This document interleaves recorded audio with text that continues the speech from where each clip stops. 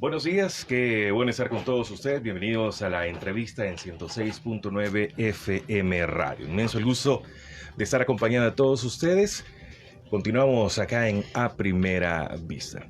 Bueno, tengo el gusto que nos acompaña la economista, exfuncionaria de nuestro país, también Merlin Barrera. Qué gusto que nos acompaña. Muy buenos días. Muy buenos días, Francisco. Un saludo a su audiencia. Una disculpa por no estar totalmente a tiempo. El tráfico ha estado complicado. El lunes fue más traicionero que otros lunes. Sí, realmente que sí. Así que, pero aquí estamos y gracias a la audiencia por esperar.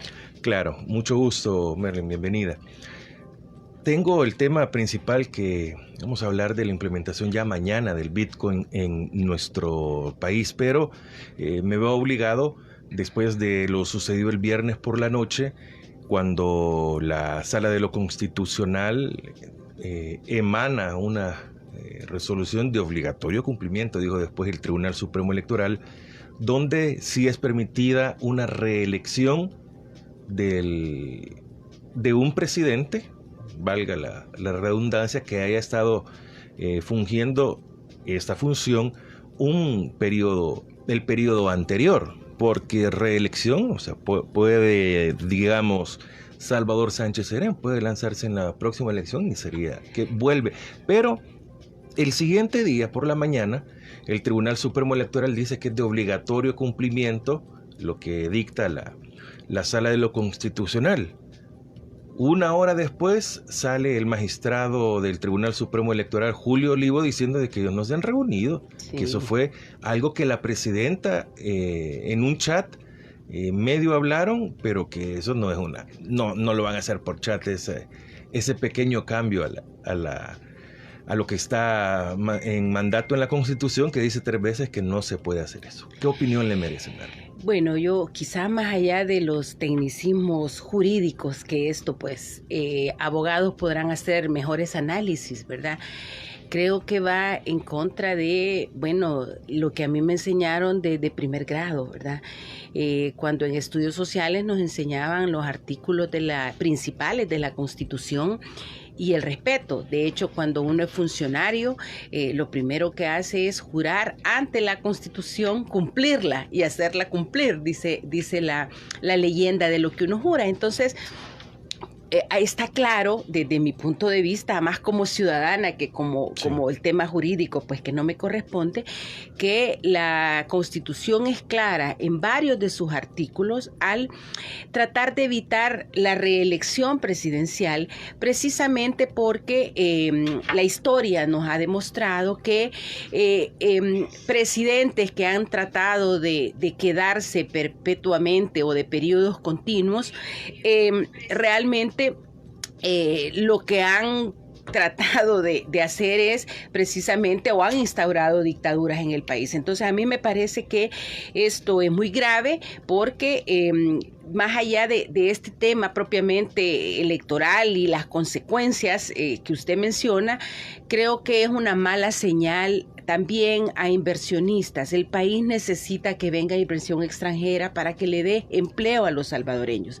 Entonces, sí me parece que el estar cambiando las reglas del juego de nuestro marco jurídico es una mala señal y nos va a traer consecuencias, no solo en el tema propiamente de una reelección y lo que esto pueda significar y que habrá tiempo para poder ir analizando, sino también desde el punto de vista económico, consecuencias muy graves que realmente pueden hacer que las fuentes de empleo para este país se vayan cerrando, y es algo pues que los salvadoreños, ya la encuesta de la UCA lo decía, 53 de cada 100 salvadoreños, decía la encuesta que lanzó la UCA el pasado viernes, 53 de cada 100 dicen que viven económicamente de muy mal a regular. Entonces, lo que más les preocupa a los salvadoreños es el tema económico, y en este sentido creo que estas no son buenas señales para mejorar la parte económica de nuestro país. Bueno, y si hablamos del tema económico, que es su especialidad, pero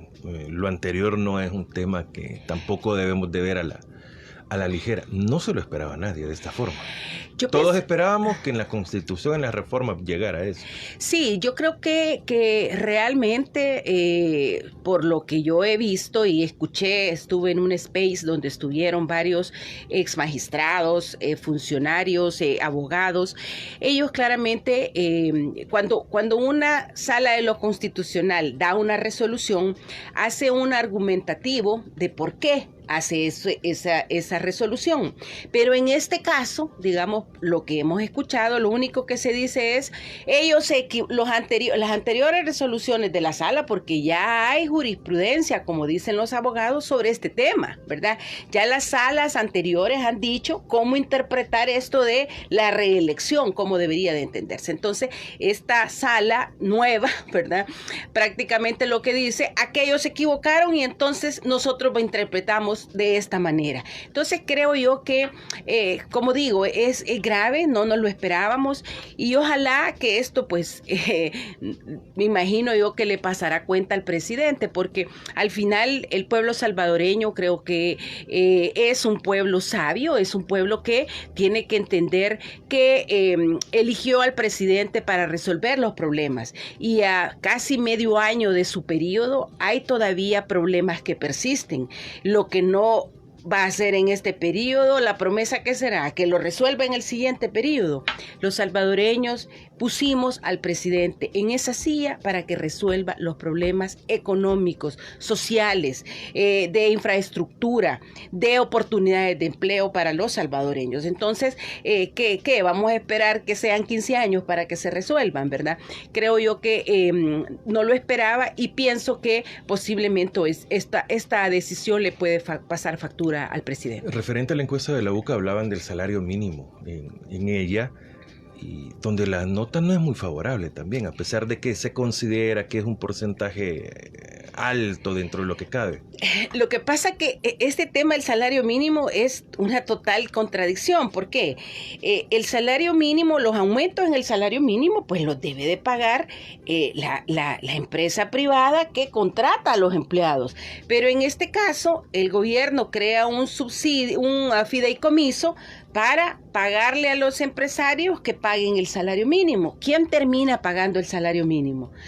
Los salvadoreños, que cada vez que vamos a la tienda estamos pagando IVA, porque hay que decirle a la gente, cada vez que compra está pagando IVA, paga impuestos. Entonces, esos impuestos están siendo utilizados para pagarle a un pequeño grupo, ojalá que se los paguen también, a un pequeño grupo el incremento al salario mínimo. Entonces, claro, la gente no lo mira como algo atractivo, porque en primer lugar, los que reciben el salario mínimo es un grupo muy pequeño en relación a la mayoría de la población. 60% de la actividad económica de este país está en los mercados, está en las plazas, está en las calles trabajando, ¿verdad? El sector informal, correcto. Entonces, ellos no tienen incremento al salario mínimo. Entonces, en ese sentido, a la gente ese aumento creo yo que no le ha resultado tan atractivo precisamente porque no es que lo estén recibiendo todos. Entonces, aquí y sí lo estamos pagando todos. Entonces, son temas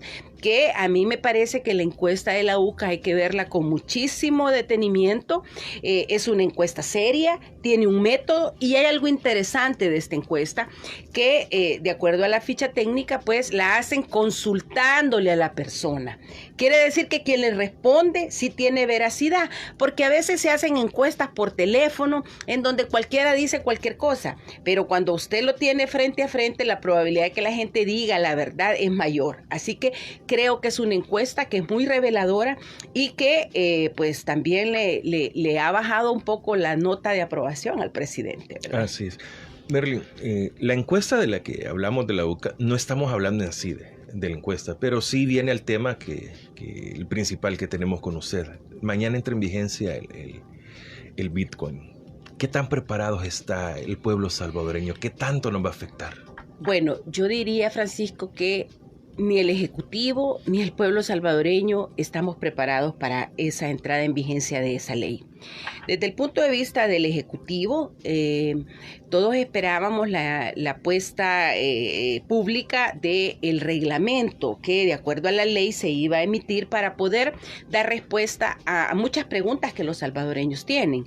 Pero la semana pasada conocimos de un reglamento que tiene 7 artículos, ¿verdad?, que rigen una ley de 16 artículos. Entonces, en ese reglamento todavía quedan muchas dudas. Por ejemplo, cómo es la relación del ciudadano común con esta criptomoneda que ahora se va a implementar como moneda de curso legal. Creo yo que hay todavía demasiadas preguntas. ¿Cuáles son las comisiones que se van a pagar? Porque hay que tener claro esa enorme infraestructura costosa que se está instalando en los diferentes municipios, ¿verdad? Yo he visto esas casetas, tienen sillitas, tienen los cajeros, están... Mire, yo de verdad estuve este fin de semana en mi pueblo natal, que es Silo Vasco, y me chocó tremendamente ver 2 de estas casetas, una en el Parque Central, por ejemplo, y otra en el Parque de los Desamparados, como también se llama, con una infraestructura tan bonita y que contrasta con muchos de los caminos rurales de todos los 118 cantones y caseríos que tiene ese municipio y que están esperando una respuesta para que los niños o las personas puedan transportarse hacia el municipio. Entonces, me parece a mí, volviendo a la pregunta inicial, no estamos listos realmente para que una ley como esta entre en vigencia. Ya la encuesta de la UCA claramente decía, de 100 salvadoreños, 80 estamos en contra de la entrada en vigencia del Bitcoin como moneda de curso legal obligatoria, porque aunque tratan de hacer un parafraseo de que no, sí, acéptela, recíbala, acéptela, o esto es voluntario, el artículo 7 de la ley es claro. Si a usted le llegan a querer pagar con esta moneda, usted está obligado a recibir. Y hay un hecho interesante que me parece que también tiene que ver con estas casetas, ¿verdad? Según decía también la ley, si usted puede aducir de que no tiene la tecnología y por lo tanto no está obligado a recibir Bitcoin. Pero si usted pone ese argumento, inmediatamente le van a decir, ahí está el cajero del archivo wallet y allí puede ir a cambiar usted. Así que no me venga a decir que usted no tiene tecnología, porque ahí están las casetas precisamente para darle la tecnología que usted en este momento me está argumentando que no tiene. Entonces, tiene que ver precisamente con tratar de forzar a la población, ¿verdad? Yo, si me permite, Francisco, yo creo que aquí, y sobre todo que su audiencia está atenta a esto, yo le daría una recomendación, ¿verdad? A partir de mañana, entiendo, va a salir un desplegado de personas, gente joven que se ha contratado para capacitar a la gente. Se habla de capacitar, pero la idea es decirle, mire, aquí le vamos a dar $30, métase, deme su DUI, aquí con su teléfono, le vamos a cargar ya sus primeros $30 para que usted... No le van a explicar, se lo van a aplicar también. Y recordemos que en nuestro país, 38% de la población es población rural, ¿verdad? El grado de escolaridad de nuestra población en el campo es de 5º grado. Entonces, dígame, ¿verdad? Yo platico, por ejemplo, con mucha gente sencilla en la calle y me decían, mire, si realmente... el teléfono que nosotros tenemos no es un teléfono inteligente. Yo lo ocupo apenas para que me avisen que la remesa tengo que ir a traerla o para hablar por teléfono con mis parientes. Pero en realidad, si el nivel de cobertura que tiene el Wi-Fi es, según el Banco Mundial, del 44% del total de la población, ¿qué va a ser entonces el 66%? A mí me decía, por ejemplo, un joven, ¿verdad? Una persona joven, mire, me decía, si yo no compro plan de datos porque es muy caro para mi presupuesto. Yo me ando conectando en los lugares donde pues tengo tengo Wi-Fi y en los mercados no hay y en la calle no hay. ¿Cómo va a hacer la gente para conectarse? Esto es un gasto que va a tener, porque va a tener que tener una plan de datos, ¿verdad? Para poder utilizar el Wi-Fi al momento que alguien le llegue a hacer la transacción. Entonces, hay muchas preguntas. Este reglamento no habla, por ejemplo, de las comisiones por usar esos cajeros. Muy bonitos y todo, pero alguien va a pagar esos cajeros. Alguien, en un principio posiblemente sea gratis, pero después van a tener que cobrar una comisión, si esto es así, porque no hay almuerzo gratis, todo tiene. Y hay otros temas interesantes como quién está detrás de toda esta infraestructura del archivo wallet, como se llama, como le llaman a la billetera del gobierno, que es la que se está impulsando. Hay otras billeteras que se están obviamente adquiriendo por empresarios, algunas otras, porque hay una cantidad de estos instrumentos. Pero en el caso de El Salvador, la que está oficializándose como la billetera que se va a utilizar es esta Chivo Wallet. Entonces, ¿qué comisiones se van a cobrar? ¿Cómo va a ser el uso? ¿Quién va a pagar esa infraestructura? ¿Cuánto nos irán a cobrar ellos a nosotros? Creo que hay preguntas que todavía no tienen respuesta. Imagínense, por ejemplo, un comerciante, ¿verdad? Que llega y le hace una compra, por ejemplo, de un quintal de maíz en un mercado. Bueno, me imagino que eso debe de ser algo como 0.0000063 de Bitcoin, con el valor de $50,000 que tiene un Bitcoin. Me pregunto, para poder hacer esas operaciones, la gente va a tener que recurrir a una calculadora. Sí. Porque ahora a usted le dicen, deme 2 coras de tomate y usted ya sabe que le dan 2 coras de tomate. O sea, pero 0.0000, ¿cuánto es eso? Ese es el momento de la conversión, digamos. Claro, lo que sucede es que en un determinado momento, cuando usted lo hace medio de pago, significa que todos los valores se tienen que expresar en la moneda que usted está utilizando como moneda de curso legal, que en este caso es el Bitcoin. La gente ya no va a decir, deme 2 coras de dólar de tomate y me las pasa Bitcoin. Ahí tiene que comenzar a usarse, bueno, deme tanto de Bitcoin para poder comprar el tomate, el maíz y demás. Entonces, son muchas preguntas sin respuesta. Y la población está clara. En su 80 de 100 salvadoreños dicen, no queremos el Bitcoin. Y hay una parte importante que dice, bueno, si esto entra, ¿verdad? Porque yo creo que posiblemente la idea pudo haber sido no tan mala, ¿verdad? Es una idea buena, puede ayudarnos a reducir esa brecha digital, pero de la manera en que se ha hecho y sobre todo forzando a la población en términos de obligación de uso de esta moneda, creo que la ha puesto en aprietos. Yo creo que hay mucha gente con un tremendo descontento hacia la Asamblea Legislativa, pero sobre todo hacia el presidente, porque todo mundo sabe que esta es una idea que el presidente ha tratado de introducir a través de su asamblea o de la bancada de su partido y que le está generando muchos problemas a la población. Eso, digamos, con también las preocupaciones de cómo se va a registrar una operación. Usted hoy la registra y cuando hace la remesa al banco de su dinero, ¿a qué valor va a hacer la remesa? Porque como fluctúa, ¿verdad? Hoy es un valor y mañana otro valor, entonces, ¿a cuánto lo va a hacer? Y en el caso que usted pierda, ¿quién absorbe esas pérdidas? Porque cuando el Bitcoin va para arriba, todo el mundo muy feliz. Pero cuando el Bitcoin va para abajo, ¿quién paga esa pérdida? ¿Quién compra? ¿Quién vende? No está claro. ¿Cómo vamos a registrar eso en la contabilidad? ¿Cómo vamos a pagar los impuestos? ¿Verdad? Son una serie de preguntas que al final la población tiene. Lo que sucede es que en la ley o en el reglamento también menciona que los bancos, si quieren, lo pueden usar, ¿verdad? Así dice la ley. Pero en definitiva, cuando llega alguien y hace alusión al artículo 7, el banco está en la obligación de usar. No sé cómo lo va a registrar. Pero aquí, como le digo, aquí es donde están todas esas preguntas sin respuestas. yo creo que esta es una medida que requería mucho más tiempo, requería más educación.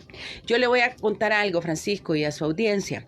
Cuando la Unión Europea, que es un grupo en ese momento de 15 países, hoy hay cerca de 38, cuando la Unión Europea se formó con los 15 primeros países y decidió que todas las monedas, la lira, el marco alemán y todo, se extinguieran para usar una sola moneda, que hoy es el euro, que lo usan todos los países de Europa, hicieron una planificación de 10 años. Europa, que tiene niveles de educación muy superiores a los nuestros, ¿verdad?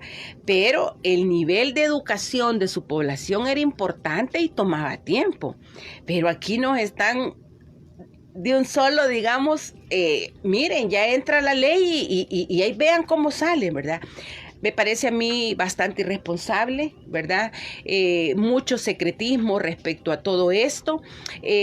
Creo que se va a propiciar una cantidad de gente que puede ser sujeto de fraudes. Ya hemos visto cómo este tema de los fraudes en las cuentas bancarias de la gente ha proliferado, y precisamente porque a usted le dicen, ¿verdad? Aquí le mando un mensaje, y usted solo para conocer la información tiene que marcar este número, y automáticamente se lo ponen. Yo recibí uno el sábado, por decirle algo, ¿verdad? Entonces la gente preocupada porque le roban su dinero, inmediatamente dice, voy a llamar a ver qué es lo que sucede, y ni siquiera se dan cuenta. Esto que no tenemos estos temas virtuales. Ahora, en el momento en que usted se registre en esta Chivo Wallet, está permitiendo a este sistema que toda su información, porque se la van a tomar del DUI, ¿ve? No es que solo le van a tomar su teléfono, le van a decir, muéstreme su DUI, porque lo van a relacionar. Exactamente, lo van a inscribir. Entonces, viene un proceso de evangelización, pero sin educación. Y a mí me parece que esto es bastante peligroso para muchísima gente, que sobre todo es bastante confiada. Yo estoy segura que en su audiencia, más de alguno de los que me escucha, habrá sido sujeto de algún tipo de estafa que le dicen, mira, aquí tenemos su pariente en la frontera, dice que le mande $500. Yo he oído varias personas que me han comentado esas historias. Y la gente, un poco ingenua, un poco preocupada por sus parientes, suelta su dinerito, ¿verdad? Porque los logran timar realmente, los logran engañar. Entonces, a mí sí me preocupa muchísimo, y creo que es la preocupación del pueblo salvadoreño que está en las calles día a día trabajando, que esta medida le genera más incertidumbre que confianza. Y eso es algo que la misma encuesta de la UCA pues ha reafirmado, por lo cual creo yo que antes tenía yo la esperanza de que pudieran prorrogar la entrada en vigencia, pero parece que ya está todo listo. El mismo presidente lanzó un tuit donde dijo va y va. Así que creo que lo más prudente en este momento es ver qué pasa, ver cómo se va desarrollando, y que pues conforme vayamos conociendo más, pues ahí tomemos la decisión más pertinente si entramos en este sistema o decidimos mejor no entrar. Pero lo importante será ver primero cómo comienza a funcionar y aprender de esto antes de entrar en un proceso de inscripción. Quizá lo que le pregunte no sea muy parroquiano para que todos lo entiendan, pero me llama mucho la atención en que el Bitcoin, digamos que va a valer $50,000 siempre, supongamos. No le veo problema en ello.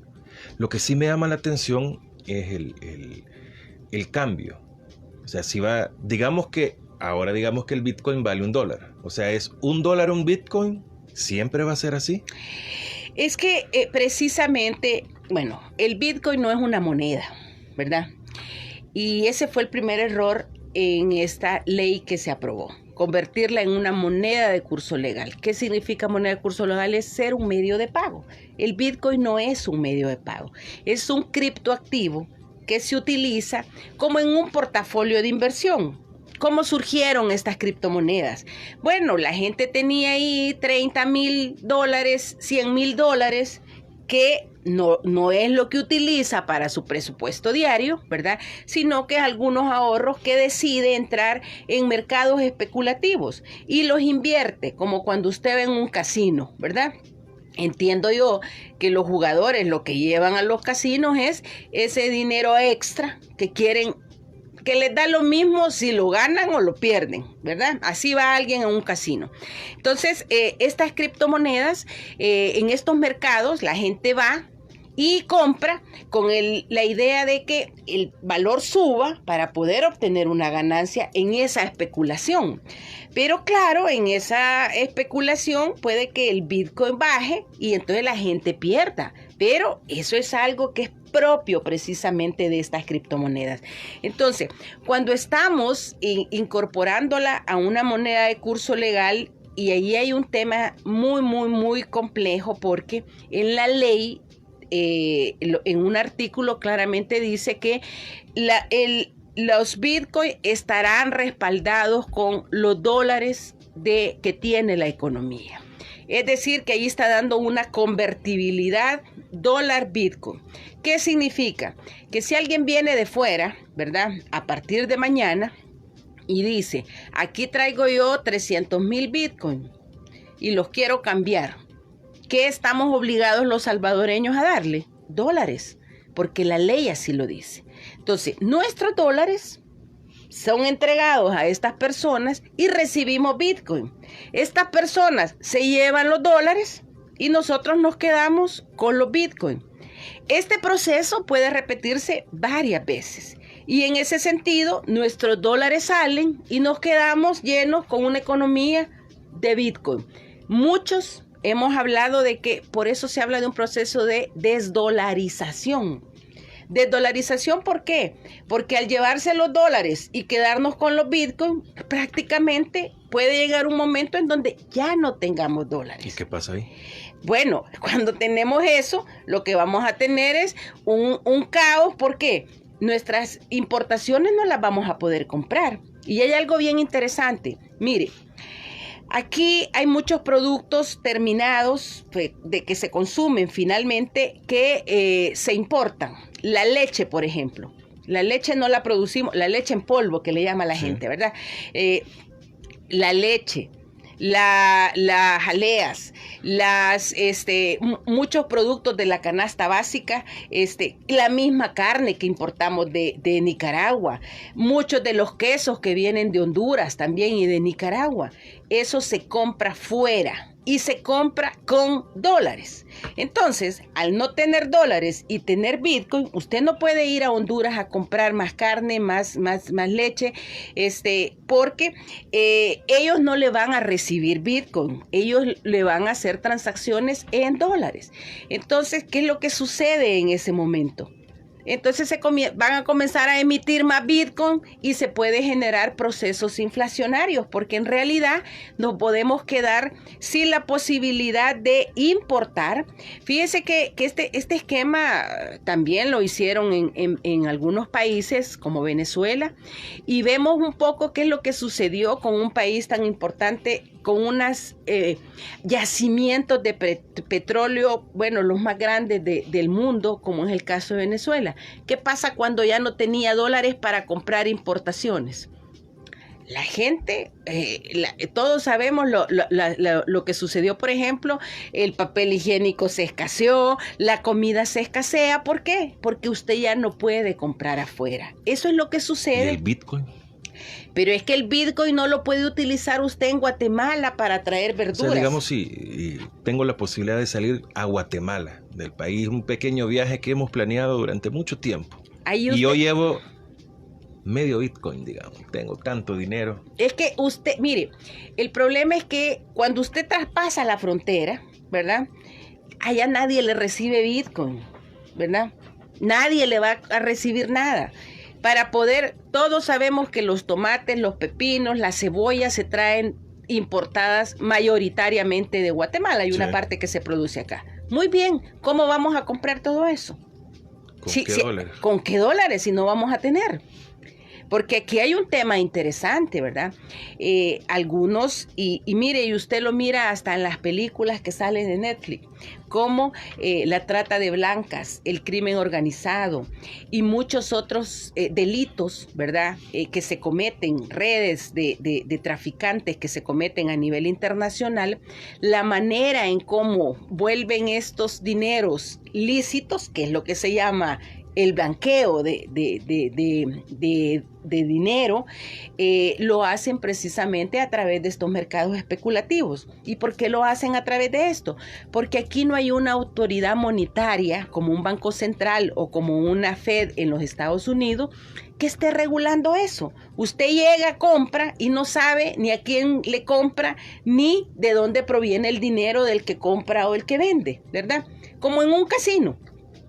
Pero el problema es cuando usted lo trata de hacer, como en nuestro caso, moneda de curso legal.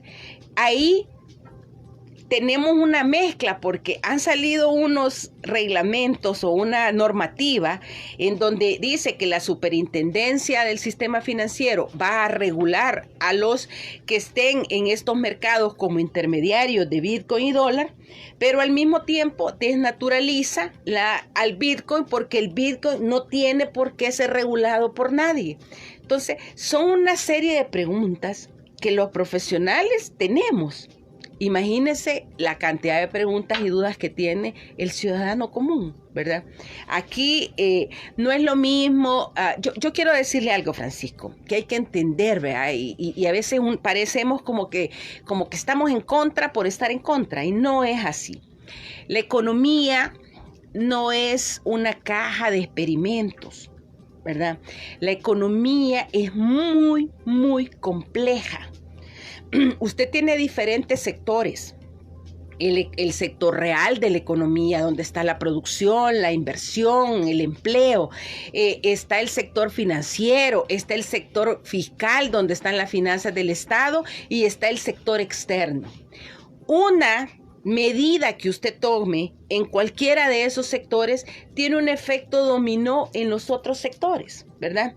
Quiero decir que yo tomo una decisión de política económica, y esta es una decisión de política económica, utilizar el Bitcoin como moneda de curso legal, y tiene repercusiones en el empleo, en el sector de las exportaciones, de las importaciones, en la inversión, en el sector financiero, en las finanzas del Estado. Es decir, hay un efecto sobre otras variables. ¿Dónde están los estudios de impacto en estas variables? No hay.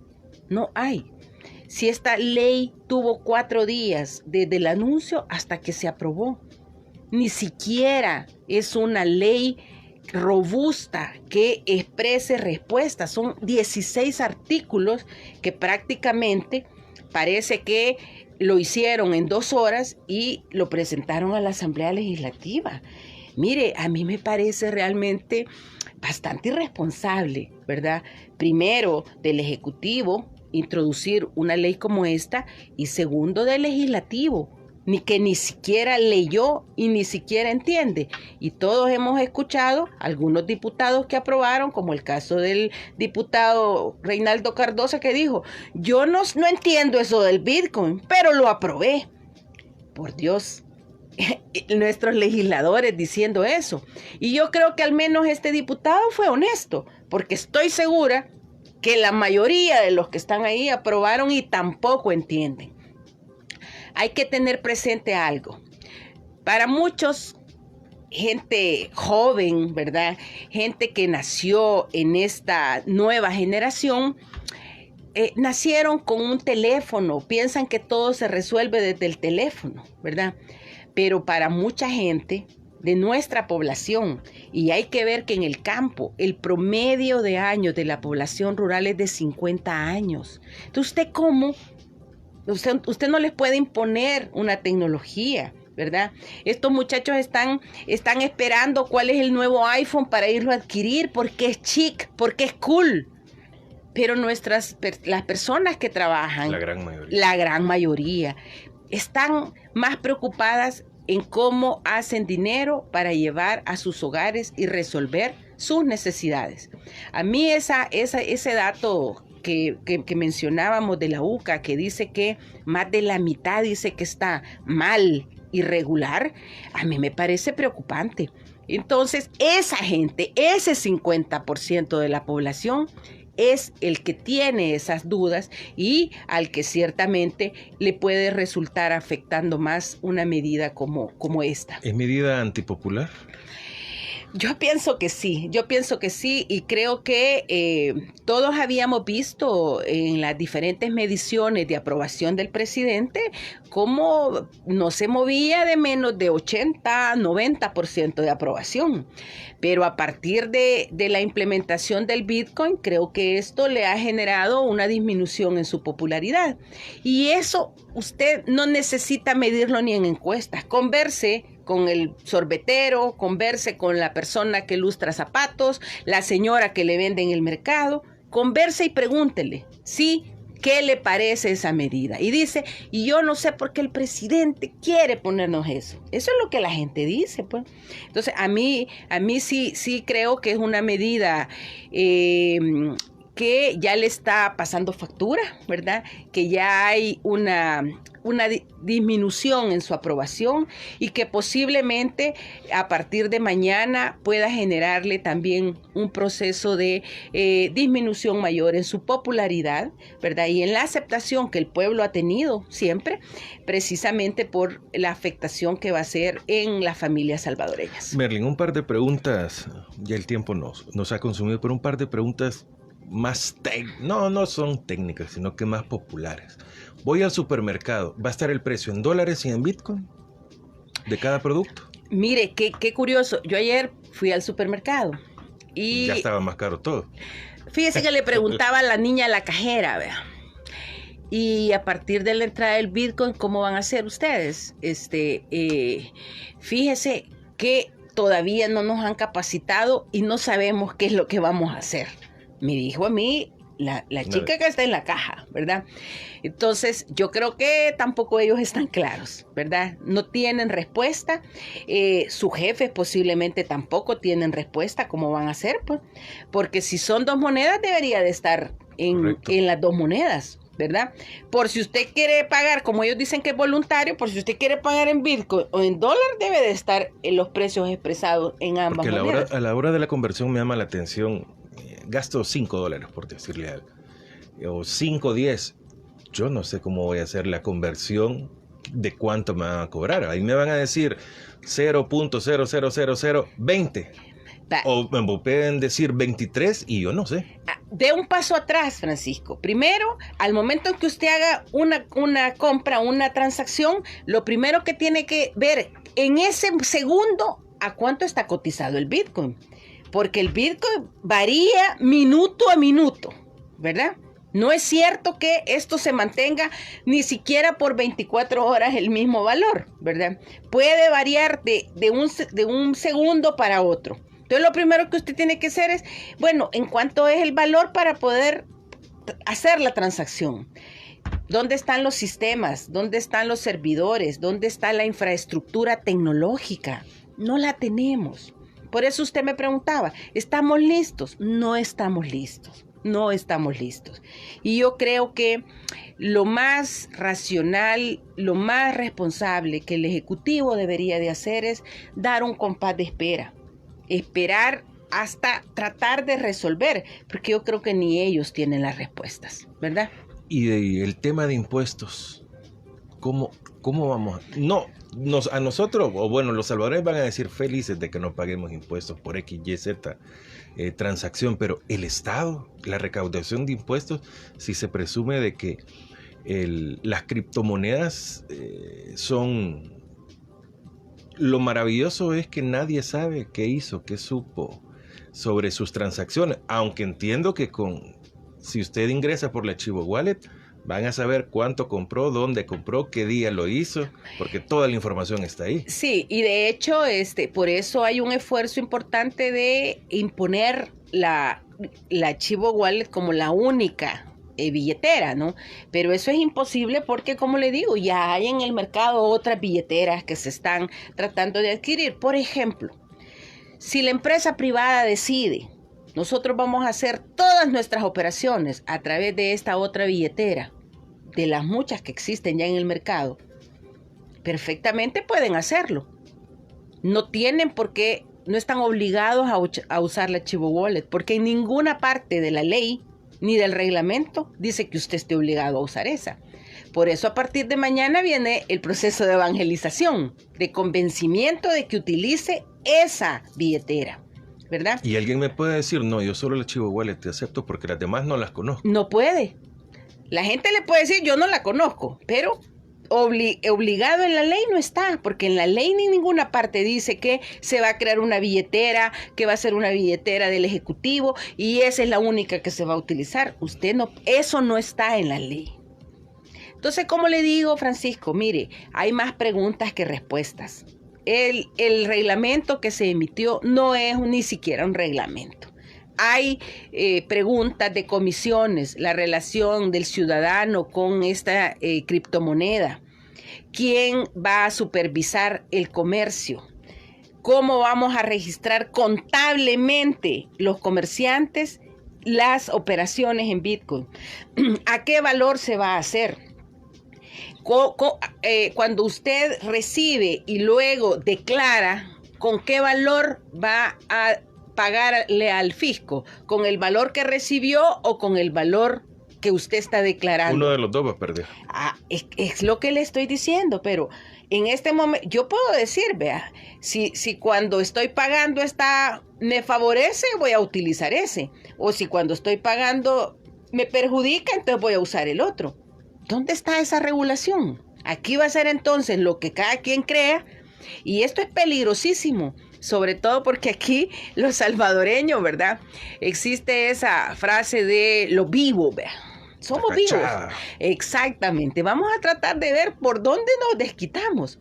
Entonces, se puede generar un caos a nivel económico muy grande, ¿verdad? Solo el hecho de el acceso a la internet ya está generando una gran preocupación en el pueblo salvadoreño. En el pueblo salvadoreño común, no el que transita en multiplaza, ¿ve?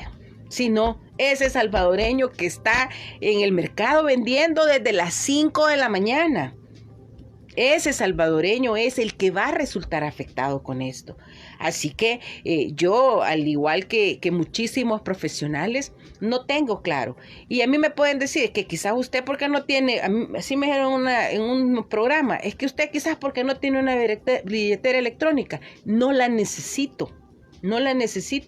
Y no tengo dinero de más para especular en ningún mercado. Porque lo que tengo, mis ahorros los tengo para la educación de mis hijos y el resto para mi presupuesto familiar. No tengo dinero para especular. Efectivamente, hasta el día de hoy no tengo una billetera electrónica porque no me hace falta. Y yo le puedo decir que al 99.9% de los salvadoreños tampoco le hace falta una billetera electrónica. Entonces todo el mundo se pregunta, ¿y por qué toman esta medida que nos viene a complicar la vida? Esa es la pregunta que todos nos hacemos y todavía no hay una respuesta. ¿Qué está detrás de esta decisión? ¿Por qué la necesidad?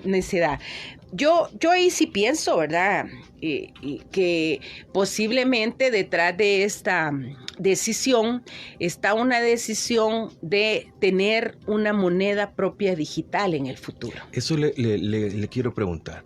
¿Qué pasa con se habla del colón dólar sobre todo, y se habla de una morazán también en Yo creo que sí, y quizás ese es el objetivo. Esa sería la máquina de hacer billetes del gobierno. Exactamente. Y hay un tema muy, muy grave detrás de esto. El gobierno ha demostrado, el Ejecutivo, tener serios problemas de liquidez. La semana pasada aprobaron unas transferencias millonarias de dinero desde educación y salud para otras carteras, porque no hay dinero. Le están quitando a salud y a educación. Fíjese bien. Eso es un pecado. Pues eso es lo que todos decimos, ¿verdad? Entonces, creo yo que esos movimientos presupuestarios que se están aprobando es una señal que no hay liquidez. Y esto es bien sencillo de entenderlo, porque a pesar de que hay más de casi 3.000 millones de deuda que se ha aprobado, desembolsos no hay. El dinero no ha entrado vía préstamos. ¿Y por qué no ha entrado, Francisco? Porque aquí, desde el año pasado, hace más de un año y medio, se venía negociando un programa de apoyo del Fondo Monetario Internacional de cerca de 1.300 millones de dólares, eso por palabras del mismo ministro de Hacienda, que iba a venir a apoyar precisamente el déficit fiscal. Es decir, ¿qué es el déficit fiscal? Son los gastos que no tienen respaldados con ingresos las finanzas del Estado.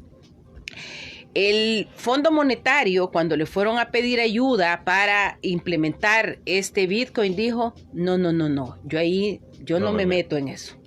Me parece peligroso lo que están haciendo, ¿verdad? Me parece que las medidas económicas no son coherentes. Esas fueron las palabras que utilizaron. Y se ha quedado ahí la negociación. Si el Fondo Monetario no daba este programa de ayuda, el BID, el BESI, el Banco Mundial y cualquier otra institución financiera dependen de ese respaldo de fondos que el Fondo Monetario iba a dar. Al no tener un acuerdo con el fondo, prácticamente también los otros organismos financieros se han quedado un poco veremos, ¿verdad?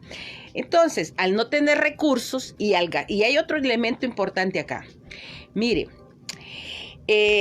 hay gastos excesivos en Fuerza Armada, en pago de aumento del salario mínimo, en, ¿cómo se llama? Paquetes que todavía siguen dando, ¿verdad? En publicidad, en bonos que regalan a los policías. Y hay una serie de gastos, ¿verdad?, que el gobierno ciertamente les tiene necesidad de recursos.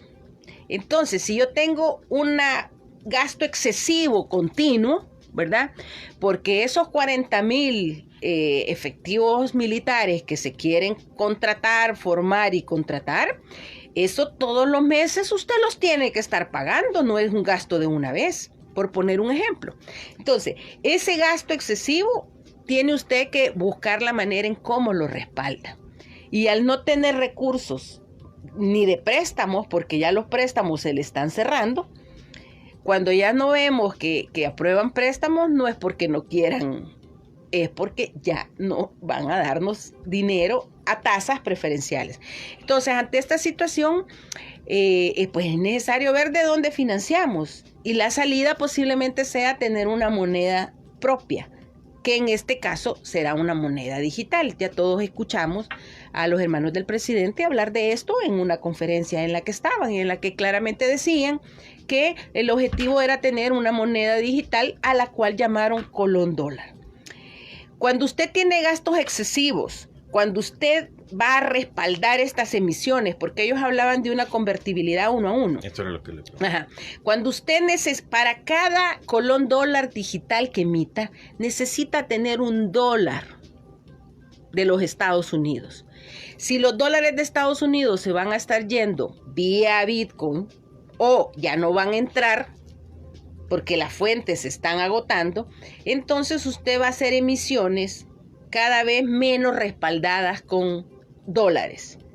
Cuando eso se da, se comienza a generar procesos inflacionarios de dimensiones incalculadas. Por eso es peligroso tener emisiones si no están respaldadas con moneda fiduciaria dura, como el caso, por ejemplo, de los dólares. Esto es un poco técnico para su audiencia, pero ciertamente, digamos, creo yo que hacia eso vamos. Me parece a mí que no es, que no han sido tampoco muy claros en decirnos cuál es el objetivo final de esta medida. Nosotros, muchos economistas, pensamos que por ahí pudiera venir la verdadera explicación de todo este esfuerzo de Bitcoin, pero ciertamente creo que al final de cuentas la población va a ser la más afectada con esta decisión. Bueno, lo último. Mañana entra en vigencia. Mañana ya se va, me imagino, a poder descargar la Chivo Wallet. Le van a dar los $30 que han dicho que esos no se pueden cambiar a dólares, sino que únicamente es como quizás para dinamizar la moneda, pero mañana tampoco se acaba el mundo. O sea, mañana es el inicio del Bitcoin, porque todos dicen, después de todo lo que están diciendo, ¿qué va a pasar mañana? O sea, ¿qué va a pasar mañana? Pues no sé, creo que ahí todos tendremos que estar a la expectativa. A mí me parece que esos $30 que van a dar en Bitcoin al momento de registrarse deben de tener algo atrás y posiblemente le van a, como cuando a usted le dan una tarjeta de crédito y le dicen, te la voy a dar, pero tenés que tener un mínimo en esta tarjeta o una cuenta bancaria, ¿verdad? Sí, te abrimos una cuenta, pero tú tenés que tener $100 mínimo de manejo en esa cuenta. Si no, te la cerramos. Así dice muchos bancos. Yo creo que por ahí puede venir este tema del Chivo Wallet y los $30. ¿Por qué? Porque no va a tener ninguna razón que a usted le den $30 que a los 3 segundos los va a ir a cambiar por una compra. Y ahí se acaba. Creo que habrá algunas exigencias que le harán al momento en que le depositen los $30. Así que mi sugerencia a la población es que escuche bien, pregunte todo lo que quieran y lo mejor que puede hacer es mejor ser un espectador en este momento y ver qué es lo que pasa realmente en cómo se va a implementar. Como aquí nos va a venir todo hasta el día de mañana, pues tendremos que esperar hasta el día de mañana para ver qué pasa. Yo, aunque me llamo Merlín, no tengo la respuesta a esto. No sé qué va a pasar. Creo que sí puede generar mucha confusión, mucha más preocupación y creo, como digo, que va a ser una prueba de fuego también para el presidente y el ejecutivo de haber tomado esta medida, porque la población puede, si en este momento 8 de 10 dicen estar en contra, puede ser que esto pueda aumentar mucho más. Y hoy sí, con esto cierro. Entiendo que para abrir la Chivo Wallet debe de ingresar su DUI y los menores de 18 años. Porque una población bastante grande de menores de 18 años manejan su dinero. Yo a mi hija le quiero... Esa es una buena pregunta. ¿Quiénes son los aptos que pueden? Así es. Por ejemplo, alguien que esté en Estados Unidos y tiene DUI allá. Puede abrir un Chivo Wallet. Debería. Pero esas son respuestas que no tenemos. Estamos supongando, como decía mi vecino. Así es. Todo esto, como le decía Francisco, todo esto es una cantidad de preguntas sin respuestas, ¿verdad? ¿Y cuándo las iremos a saber? ¿Hasta mañana? ¿O? No, yo creo que tomará unas semanas en ir entendiendo cómo funciona y el Estado salvadoreño, el Ejecutivo, tendrá que ir ajustando, ¿verdad? Como es una medida improvisada, desafortunadamente, igual vamos a tener que ir esperando a ajustarla en el camino. Esto fue igual como cuando dieron los $300, ¿verdad? ¿A usted se los dieron? No, a mí no me lo dieron. Se lo dieron, cuando se lo dieron a la gente, salió toda la gente ahí a esperar los $300. No era así. Ahora regrésense a sus casas y los vamos a llamar y los vamos a registrar. No, vean. Es una medida de política económica no se toma de esta manera. Hay que ser muy responsables. Esto se planifica, se organiza, ¿verdad? Porque nuevamente los costos, los riesgos y las desventajas para la gente que lo use pueden ser muy graves. Así que, pero como decía, esperemos a partir de mañana a ver qué es lo que sucede y pues mi recomendación es mejor esperemos, seamos prudentes y ver cómo funciona, porque tampoco yo tengo la respuesta de cómo va a funcionar eso. Bueno, el economista Merlín Barrera, quiero agradecerle que haya aceptado venir, conversar con la población y creo que va a ser más constante porque este tema nos va a dar para mucho tiempo. Claro que sí, prometo levantarme más temprano para venir a tiempo. Voy a invitar un martes, no un lunes mejor. Sí, es que eso fue, lunes fue un mal día, creo yo, ¿verdad? Sí, está bien, con mucho gusto. Como digo, yo trato de compartir con la población desde mi experiencia, desde mi conocimiento, pero ciertamente hay respuestas que ni yo las tengo y creo que más bien se irán tratando de responder en el camino. Ojalá que no salga tan afectada la población. Bueno, perfecto. Así llegamos al final de la entrevista. Vamos a continuar con Estrella en A Primera Vista 106.9 FM Radio. Muy buenos días.